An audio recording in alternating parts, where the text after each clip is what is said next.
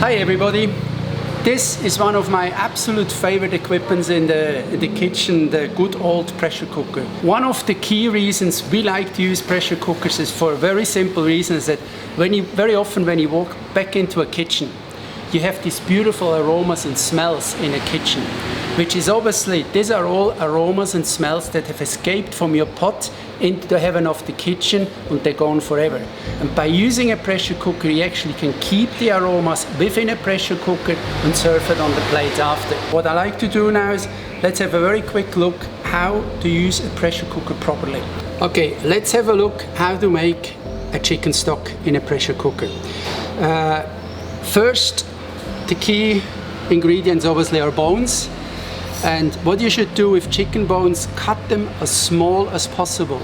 The smaller you cut the bones, the more surface is exposed to water, the more flavor can be extracted. So, okay, then next we add water, and for the first time now we just add as much water to cover the bones.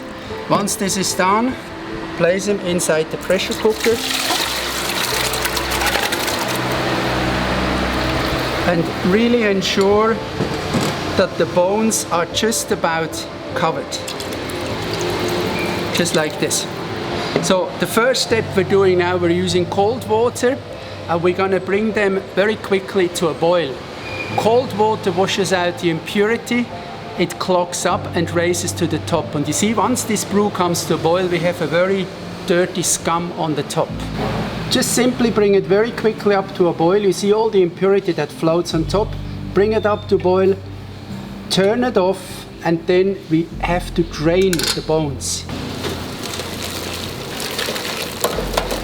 Just get rid of all the bones.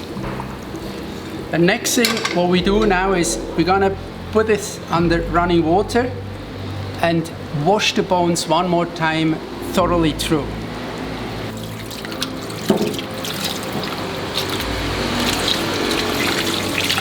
You just wash it until the water runs clean.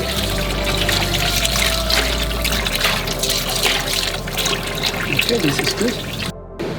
We pour the whole content back into the pressure cooker and we'll fill it up with water. The ratio is approximately 3 parts of water to 1 part of bone. What is very, very crucial when you go into a pressure cooker, do not overfill a pressure cooker. Maximum fill it to about 75%. Any more would be an absolute disaster.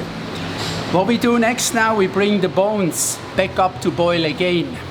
I said once you filled it up with water, bring it back up to boil again, and when it comes to boil, very carefully skim the scum from the top. There's always a little bit more impurity. Try not to have any impurity at all within the stock when you cook it. Just like this.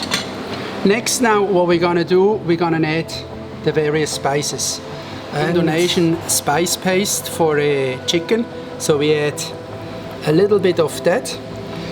What you have to keep in mind with spices and when you cook in a pressure cooker, do not add too many spices. Whatever you might find in the garden, a couple small chilies, maybe some big chilies, this is all optional. We have a very popular across Indonesia salam leaves, so we add a couple salam leaves as well. Maybe a little bit of crushed coriander. Again, as I mentioned before, do not overdo it. We take a little bit of the impurity off. Keep it as clean as possible. Now we cover the pressure cooker. And when we cover the pressure cooker, it is absolutely crucial that all elements are very clean.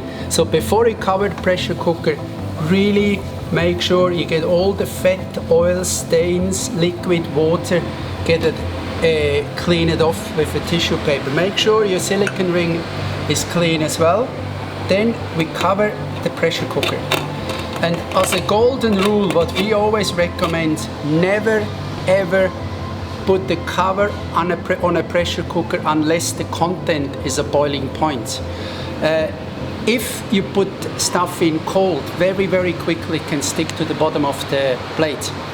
Now, next, what we're gonna do now is we leave full heat underneath and we bring the cover to full pressure. And you see full pressure is reached in that particular pressure cooker once this bottom comes out to the second marking.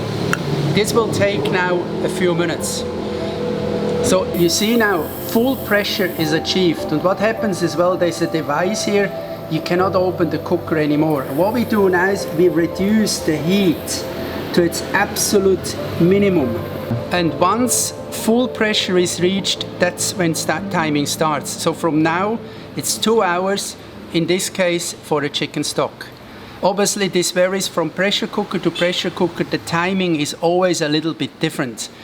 And to me, an absolute key element is, well, when you buy your pressure cooker, make sure you read at least once through the operating manual. These operating manuals, they give you an incredible amount of inspiration what you can actually do in a pressure cooker. So let's let it go now for the next 2 hours, and after 2 hours we then simply turn off the pressure cooker, walk away for, in this case, then for an hour.